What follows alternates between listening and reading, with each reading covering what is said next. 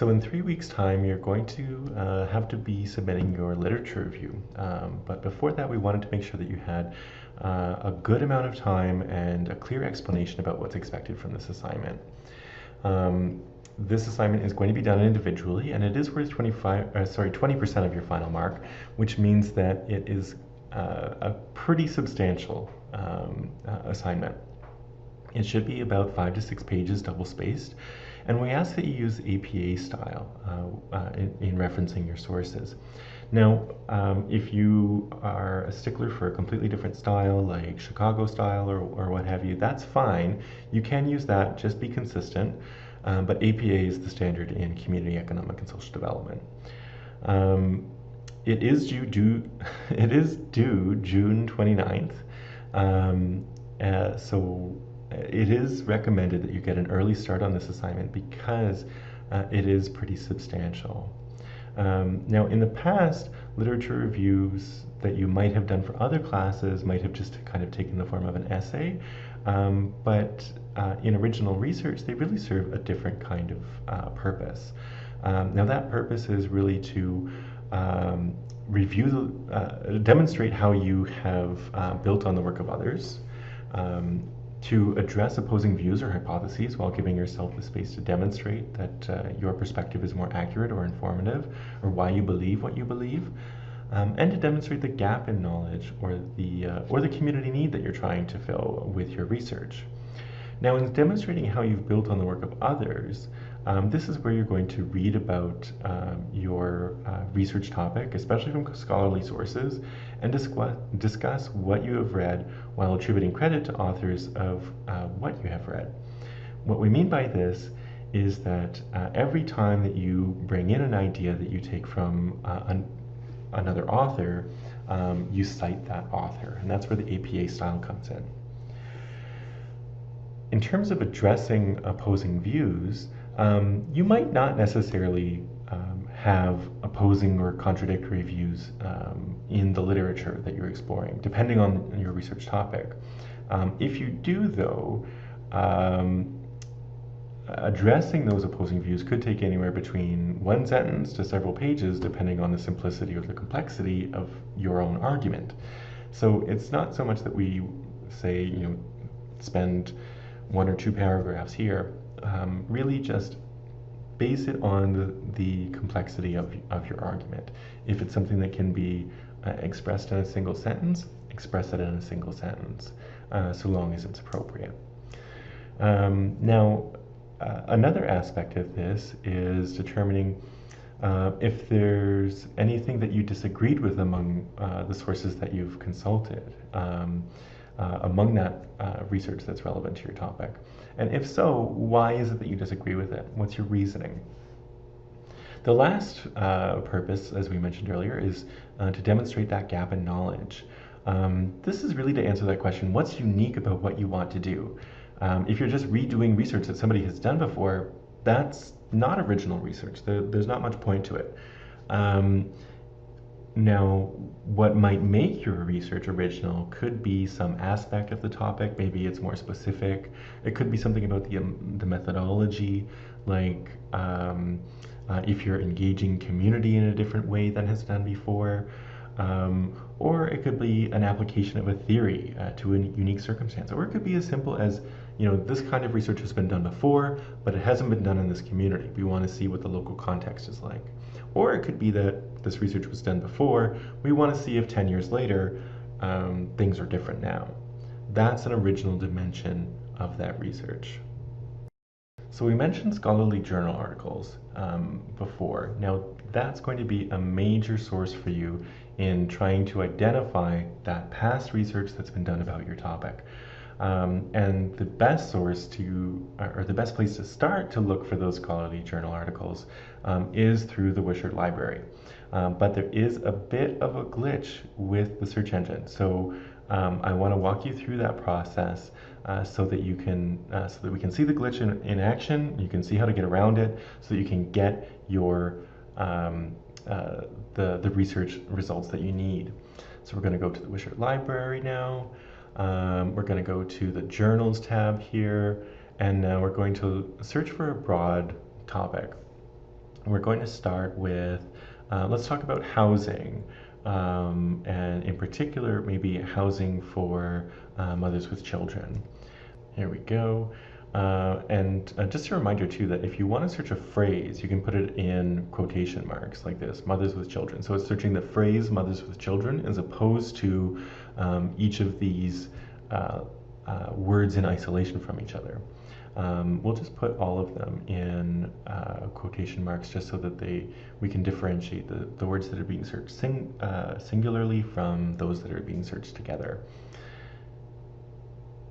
Okay, now we're ready to go. Okay, so we're going to hit search, and what we're going to come up with is nothing. 0 results. You can see that here. Now, you might think maybe our topic was or maybe there's just nothing about this topic. Well, that's not the case. What we're going to do is we're going to hit search again. Here we go. We have 192 results just on this topic. Of affordable housing for mothers with children.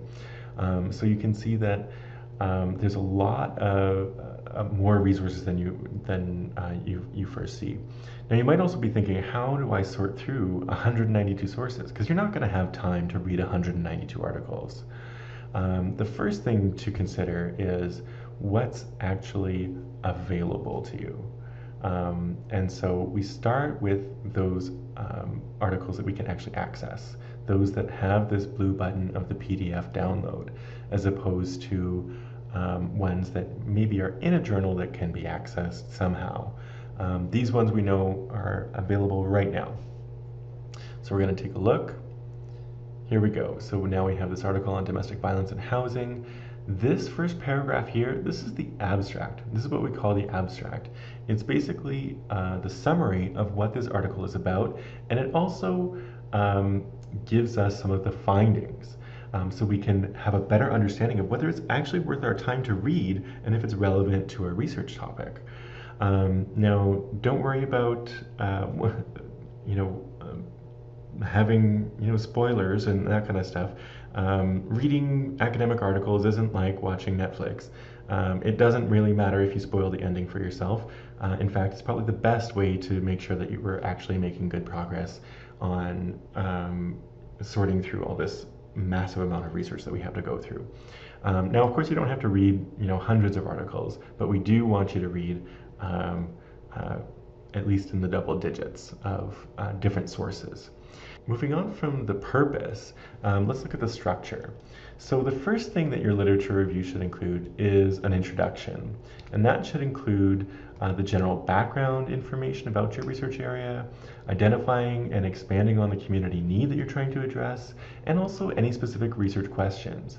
If you've done the presentation assignment, you should have your research questions established by now, and we should have also had the opportunity to give you a bit of feedback on those. So if we've given you feedback, make sure you refine those research questions based on that feedback in this literature review assignment. Remember, we said earlier at the beginning of this course that a lot of these assignments build on each other. Another thing to bear in mind is that the introduction, when it's got all these components, it's not necessarily going to be a single paragraph. In fact, it's probably going to be multiple paragraphs. So don't be afraid of that. That's normal. Now, moving on from the introduction, the biggest component of your literature review is really this overview of past research on your topic. And we say that it's organized thematically because the past research on your topic, and this is where you're digging into those journal articles, or maybe it's news sources, or books, or ebooks, or any other kind of source that gives you that information that you need on what's already been researched about this topic. After you've sorted through those, what you want to do is, rather than talking about each source independently or summarizing them, what you have to do is actually look at the common themes across each of them, and then discuss within that discussion of that each theme, discuss the articles in relation to each other. Are any authors contradicting each other? Does one piece of research complement another? Explore that rather than offering us kind of an annotated bibliography. We don't need to know a summary of each of the articles. We only need to know the relevant parts. The next step is to provide an overview of the theoretical frameworks that you plan to use and include your rationales for choosing them. Now, this won't be as significant a component as the overview. Really, this will be, it could be as short as a paragraph, but it may be a bit longer. It depends on the complexity again.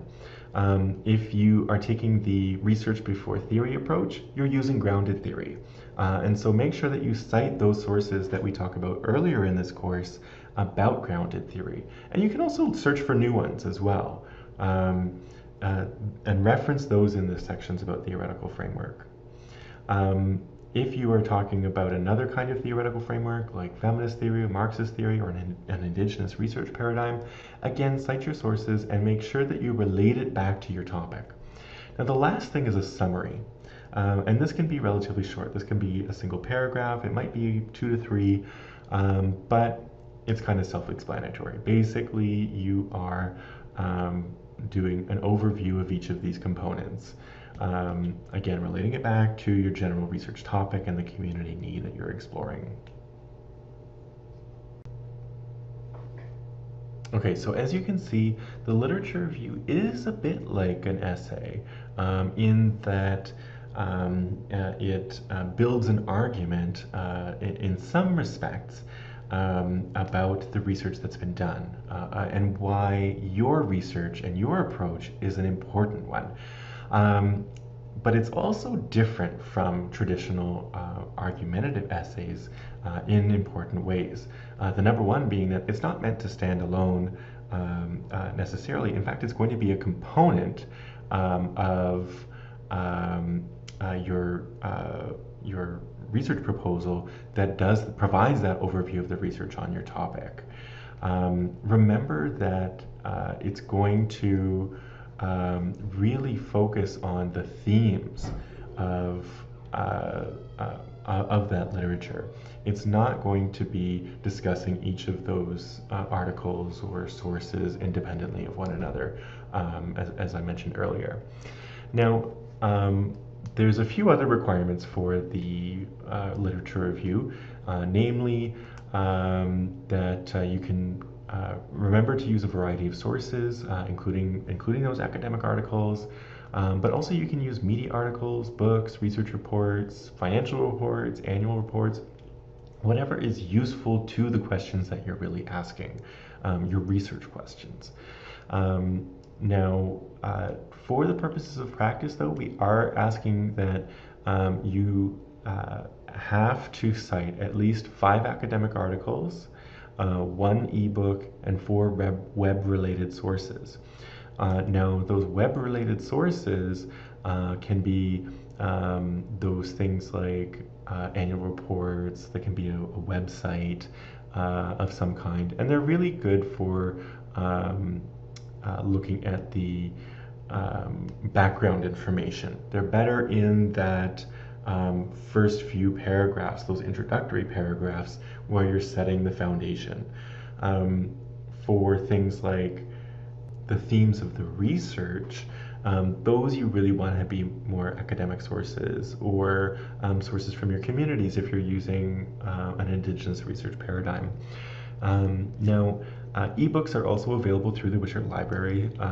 You can access them all through the main search engine, and you don't have that same kind of glitch, so bear that in mind. Now, you should also be using APA format.